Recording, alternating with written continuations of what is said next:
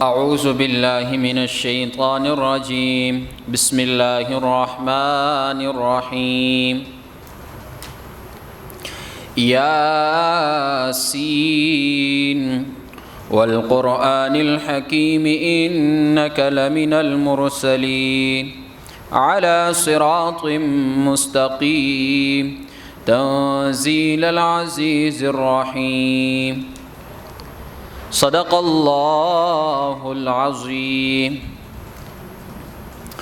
سورہ یاسین مکی صورت ہے، اور مکی دور میں سے بھی جو دور متوسط تھا، شروع کے اندر مکی دور کے جو 3 ادوار تھے وہ آپ کے سامنے بیان ہوئے تھے تفصیل کے ساتھ۔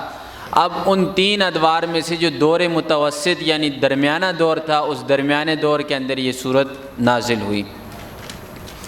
اس صورت کا اور پچھلی صورت کا آپس میں جوڑ کیا ہے، تو پیچھے ہم نے پڑھا تھا کہ لئن جاءہم نذیر لیکونن اہدیٰ، مشرکین کا مقولہ تھا کہ اگر کوئی رسول آئے تو ہم اس رسول کے ماننے والے ہوں گے پہلی تمام امتوں سے زیادہ، یعنی اتنے رسول کی کسی نے قدر نہیں کی ہوگی جتنی ہم نے کی ہے۔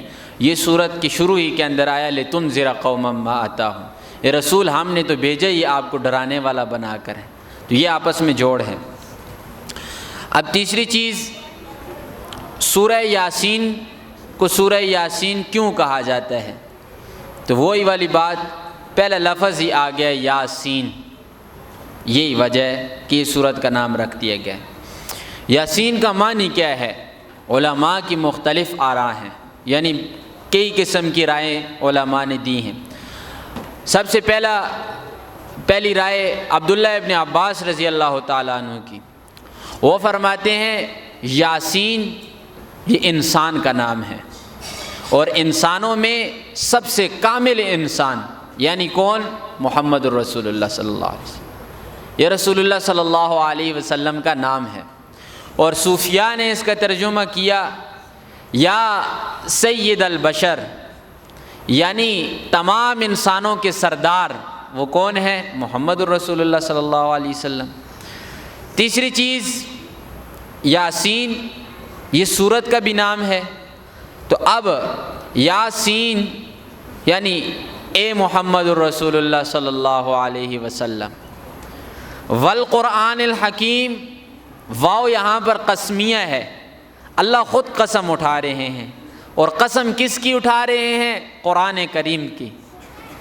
سورہ یاسین ایک بات ذہن میں رکھ لیں، ہمارے معاشرے کے اندر بہت زیادہ لوگوں کی عادت ہوتی ہے کہ روزانہ صبح سورہ یاسین کی تلاوت ہوتی ہے، بہت ہی اچھا معمول ہے۔ اب ایک چیز کی آپ روزانہ تلاوت کرتے ہیں تو کم از کم یہ تو پتہ ہونا چاہیے کہ اللہ کہہ کیا رہا ہے ہم سے، تو اس کو ضروری طور پر ایک تو غور سے سنیں، پورے قرآن کو غور سے سننا کیا ہے؟ فرض ہے، لیکن سورہ یاسین کو بطور خاص غور سے سنیں، اور پھر اس کے ترجمے، لفظی ترجمے کو کم از کم یاد رکھ لیں کہ اس کے اندر مضامین کون سے ہیں۔ لگن کے ساتھ، شوق کے ساتھ پڑھیں گے تو اللہ کی مدد ضرور آئے گی۔ ہر ایک کا یہی ذہن ہونا چاہیے کہ سورہ یاسین کا ترجمہ میں نے سیکھنا ہے اور اسی درس کے اندر سیکھنا ہے۔ جب آپ نیت کر لیں گے تو اللہ آسانی فرمائیں گے۔ تو فرمایا یاسین والقرآن الحکیم، واو قسمیہ ہے، اللہ قسم اٹھاتے ہیں، قسم ہے اے پیغمبر القرآن الحکیم، قرآن حکیم کی، یعنی میں اللہ قرآن کی قسم اٹھا رہا ہوں۔ کس بات پر قسم اٹھا رہا ہوں؟ انک لمن المرسلین، آپ رسولوں میں سے ہیں۔ لوگ جو کہتے ہیں کہنے دیں، لوگ کہتے ہیں آپ ساحر ہیں، مجنون ہیں اور شاعر ہیں، کئی قسم کی باتیں کی گئی ہیں نا، تو تسلی ہے، اور تسلی بھی کتنی پیاری ہے قسم کے ساتھ، اور قسم بھی اللہ خود اٹھا رہے ہیں۔ پیغمبر آپ پریشان نہ ہو، آپ تو رسول ہیں نا، ہم نے آپ کو بھیجا ہے نا، آپ کا کام ہمارے ساتھ ہے، ان مشرکوں کے ساتھ نہیں۔ جو کچھ کہتے ہیں کہنے دیں، میں اللہ گارنٹی اٹھاتا ہوں کہ آپ رسول ہیں۔ انک لمن المرسلین، اور یہ بھی علی صراط مستقیم، آپ سیدھے راستے کے اوپر ہیں، آپ کا راستہ حق ہے، سچ ہے، مشرک نہیں مانتے، آپ نے پریشان نہیں ہونا، پہلے بھی عرض کیا تھا، پیغمبر علیہ السلام دل سے افسردہ تھے کہ یہ لوگ ایمان کیوں نہیں لا رہے۔ پیغمبر علیہ السلام کی اپنی جو خواہش تھی وہ یہ تھی کہ ہر یہودی، ہر عیسائی، ہر مشرک ایمان لے آئے، لیکن اللہ فرماتے ہیں یہ میری منشا اور میری مرضی کے خلاف ہے، میں نے یہ نہیں چاہا۔ میں نے کیا چاہا ہے کہ کفر بھی ہو اور اسلام بھی ہو، دونوں راستے میں نے کھلے چھوڑ دیے، اب جو چاہے ایمان لائے، جو چاہے کفر اختیار کرے۔ فرمایا صراط مستقیم سیدھے راستے کے اوپر ہیں۔ تنزیل العزیز الرحیم، انزل اللہ نے نازل کیا، تنزیل العزیز الرحیم، نازل کرنے والا کون ہے؟ جو غالب ہے اور رحم کرنے والا ہے۔ اس کا نزول، قرآن کا نزول جس کی قسم کھائی گئی ہے، اب اس کی تعریف ہے کہ کس کی طرف سے آیا، تو اللہ فرماتے ہیں اللہ کی طرف سے آیا ہے، اور اللہ بھی کوئی معمولی نہیں، العزیز جو غالب ہے، یعنی سب کے اوپر اسی کا ہاتھ ہے، الرحیم اور رحم کرنے والا ہے۔ قرآن کیوں بھیجا؟ محمد الرسول اللہ کو کیوں بھیجا؟ پیغمبر کی بعثت کا مقصد کیا ہے؟ اس چیز کا بیان ہے۔ لتنذر، تاکہ آپ ڈرائیں، قومن، ایک ایسی قوم کو۔ دیکھیں، یاد رکھیں، پیغمبر کی جو بعثت ہوتی ہے وہ امت کے لیے ہوتی ہے۔ پیغمبر کی بعثت امت کے لیے ہوتی ہے۔ لفظ قوم کیوں لایا؟ تو یہ کیا ہے؟ اس وجہ سے کہ پیغمبر بھیجا تو ہم نے آپ کو قیامت تک ہے، لیکن خصوصی بعثت جو آپ کی جن لوگوں کے اندر ہوئی ہے وہ مکہ والے ہیں۔ ان مکہ والوں کے اوپر اللہ کا احسان ہے کہ ہم نے سب سے افضل ترین رسول ان کے اندر بھیج دیا۔ بھیجنے کا مقصد کیا ہے؟ لتنذر، تاکہ ڈرائیں، قومن، ایک ایسی قوم کو، ما انذر آباؤہم، جن کے آباء و اجداد کو ڈرایا نہیں گیا۔ اب تفصیل تو نہیں، لیکن اشارتاً بتاتا ہوں کہ ابراہیم علیہ السلام کی اولاد میں نبوت چلی ہے، وہ نبوت قیامت تک ابراہیم کی اولاد ہی کے اندر رہے گی، وہ ہلے گی نہیں۔ لیکن تھوڑا سا فرق ہے۔ فرق کیا؟ کہ ابراہیم علیہ السلام کی اولاد میں یہ نبوت چلتی آئی اسحاق علیہ السلام کی اولاد ہی کے اندر، اور کوئی نبی کسی بیٹے کی اولاد میں نہیں آیا۔ آخر کے اندر آ کر اسماعیل علیہ السلام کی اولاد میں ایک ہی پیغمبر آئے، وہ محمد الرسول اللہ ہیں۔ یہ فرق سمجھ لیا۔ اب اسماعیل علیہ السلام یعنی عیسیٰ علیہ السلام، یہ کس کی اولاد میں تھے؟ اسحاق علیہ السلام کی۔ اب یعنی عیسیٰ علیہ السلام اور محمد الرسول اللہ صلی اللہ علیہ وسلم کے درمیان جو فاصلہ گزرا ہے وہ طویل زمانہ گزرا ہے، تقریباً 600 سال کے قریب گزرا ہے۔ تو 600 سال ان کو ڈرانے والا کوئی نہیں آیا۔ بگڑ چکے تھے یہ لوگ، ایسے بگڑے کہ ہر قسم کے شرک کے اندر یہ لوگ مبتلا تھے، اور اتنے گر گئے، اتنے زیادہ گر گئے کہ بچی اپنی کو اٹھا کر زمین کے نیچے درگور کر دیتے۔ اچھا، زمین کے اندر درگور کرنے کی وجہ کیا تھی؟ یہ بچیوں کو کیوں زمین کے اندر درگور کرتے تھے؟ سب سے بڑی وجہ تھی غیرت۔ کس کے نام پر؟ غیرت کے نام پر بچی کو زمین کے اندر درگور کیا جاتا تھا۔ غیرت کیا تھی؟ کہ ہماری بیٹی کسی کے گھر جائے، یہ غیرت تھی ان کی۔ اس لیے پہلے بھی عرض کیا تھا اور پھر ابھی عرض کر رہا ہوں، غیرت وہ تسلیم کی جائے گی جو پیغمبر علیہ السلام اور اللہ کی بتائی ہوئی ہوگی۔ اپنے آپ سے جو آپ غیرت بنائیں گے وہ غیرت نہیں۔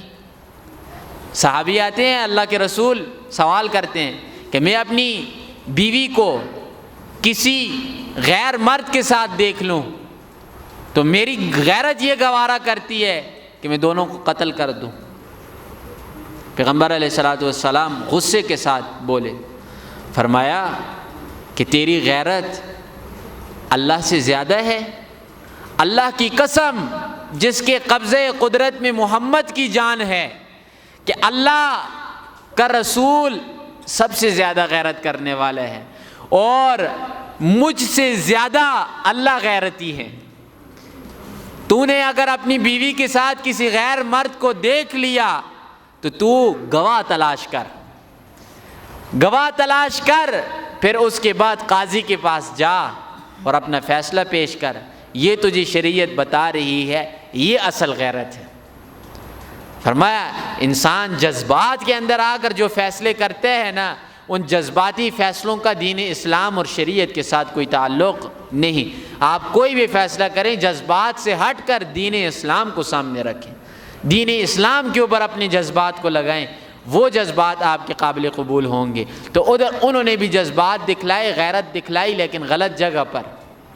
اللہ نے نسل انسانی کو چلانا ہی ایسے ہے کہ کسی کی بیٹی ہوگی، کسی کی بہن ہوگی، کسی کے گھر کے اندر ہوگی۔ تو فرمایا لتنذر، پیغمبر کا مقصد یہ ہے کہ اس قوم والوں کو ڈرائیں، وہ قوم والے جن کے آباء و اجداد کو ڈرایا نہیں گیا۔ تو نہ ڈرانے کی وجہ کیا تھی؟ یعنی اتنے لمبے طویل عرصے تک کوئی پیغمبر ان کے پاس نہیں آیا۔ فہم غافلون، یہ لوگ غافل ہیں۔ کس سے غافل ہیں؟ اللہ سے غافل ہیں۔ لیکن لقد حق القول، پختہ بات ہے، یقینی بات ہے، حق القول، بات ثابت ہو گئی ہے، القول العذاب، عذاب کی بات، یعنی اللہ نے عذاب دینا ہے، عذاب کی بات ثابت ہو گئی ہے، علی اکثرہم، ان کے اکثر لوگوں کے اوپر۔ کون سی بات؟ فہم لا یؤمنون، یہ لوگ ایمان نہیں لائیں گے۔ یہ وہی مضمون ہے جو ہم تفصیل سے پڑھ چکے ہیں کہ کائنات کے اندر آدم علیہ السلام سے لے کر آخری قیامت والے انسان تک اکثریت جو ہوگی وہ منکرین کی ہوگی۔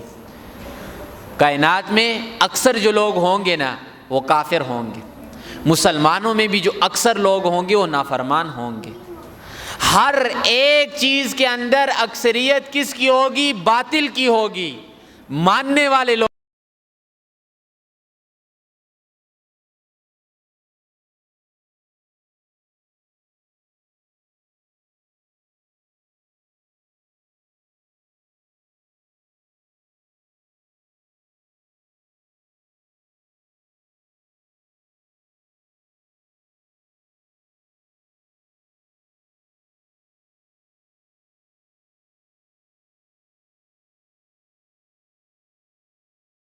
لوگ بہت کم ہوں گے، ہر جگہ پر آپ حساب لگائیں۔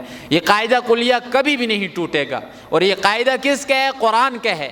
اللہ کی مرضی ہے کہ اکثریت کافروں کی ہوگی، اکثریت باطل لوگوں کی ہوگی۔ آج کہتے ہیں نا جی ایک فلاں کام، فلاں بدعت اتنے لوگ منا رہے ہیں، فلاں بدعت ہے اتنے زمانے سے چل رہی ہے۔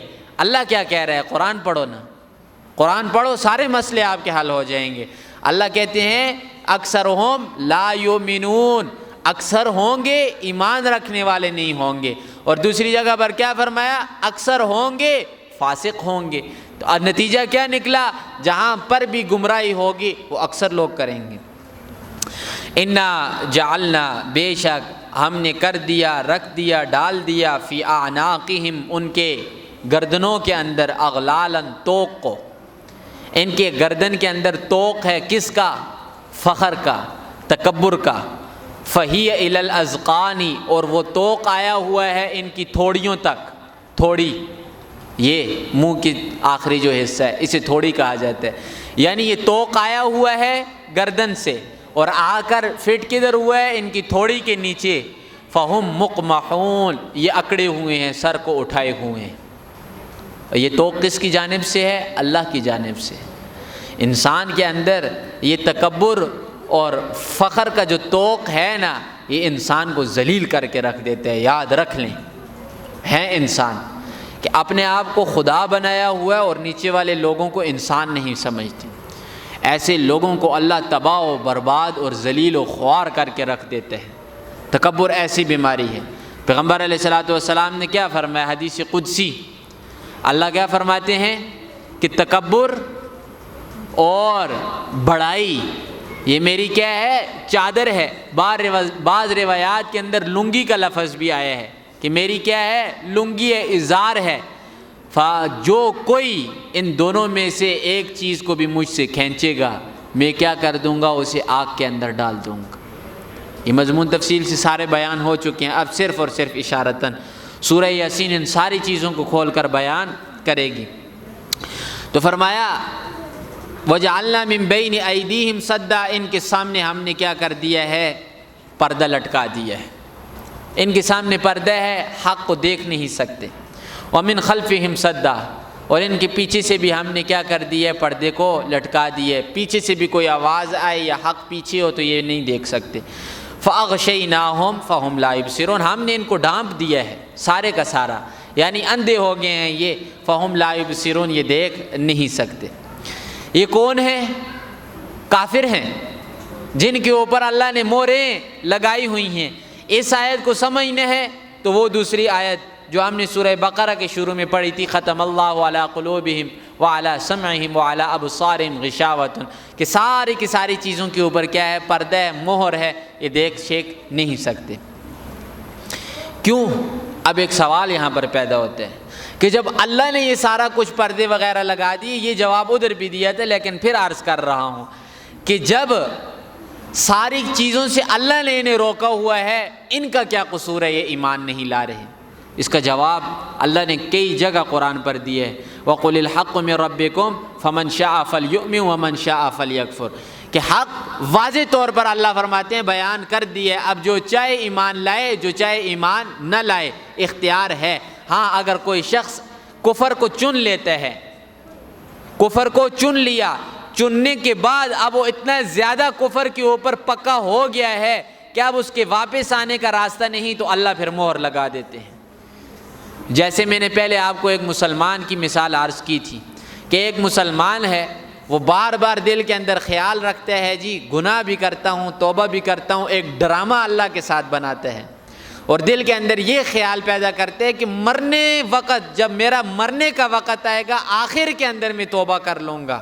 تو ایسے آدمی کو اللہ توبہ کی توفیق نہیں دیتے، اور اس کے دل کے اوپر بھی کیا لگ جاتی ہے؟ مہر لگ جاتی ہے. یہ مضمون ادھر گزرا تھا. تو اللہ کا کوئی قصور نہیں، قصور کن کا ہے؟ انہی لوگوں کا ہے. اب آگے جو آیت کریمہ آئیں گی تو اس میں تبلیغ کا کیا حکم ہے، اگر یہ لوگ مانتے نہیں ہیں تو تبلیغ کا حکم کیا ہے، وہ چیزیں آئیں گی انشاءاللہ. لفظی ترجمہ: یاسین اللہ اعلم بمرادہ والقرآن الحکیم، قسم ہے اس حکمت والی کتاب یعنی قرآن کی. انک، بے شک اے پیغمبر صلی اللہ علیہ وسلم آپ، لمن المرسلین، رسولوں میں سے ہیں، علی صراط مستقیم، سیدھے راستے کے اوپر ہیں. تنزیل العزیز الرحیم، نازل شدہ ہے یہ قرآن العزیز، غالب ذات کی طرف سے، الرحیم جو رحم کرنے والی ہے. کیوں نازل کیا یا آپ کو کیوں بھیجا؟ لتنذر، تاکہ آپ ڈرائیں، قوماً، ایک ایسی قوم کو، ما انذر آباؤہم، نہیں ڈرائے گے ان کے آباء و اجداد، فہم غافلون، وہ غفلت میں ہیں. لقد حق القول، بات ثابت ہو گئی ہے، علی اکثرہم، اکثر لوگوں کے اوپر، فہم لا یؤمنون، کے وہ ایمان نہیں لائیں گے. انا جعلنا، ہم نے کر دیا، رکھ دیا، ڈال دیا، کوئی بھی ترجمہ کر سکتے ہیں، فی اعناقہم، ان کی گردنوں میں، اغلالا، توق کو، فہی علی الاذقان، پس وہ توق ان کی تھوڑیوں تک ہے، فہم مقمحون، وہ کیا ہیں؟ سروں کو اٹھائے ہوئے ہیں. وجعلنا من بین ایدیہم سدا، ہم نے رکھ دیا ہے پردے کو ان کے سامنے، ومن خلفہم، ان کے پیچھے، سدن، پردے کو، فاغشیناہم، پس ہم نے انہیں ڈانپ دیا، فہم لا یبصرون، پس وہ دیکھ نہیں سکتے. اللہ سے دعا ہے عمل کی توفیق عطا فرمائے.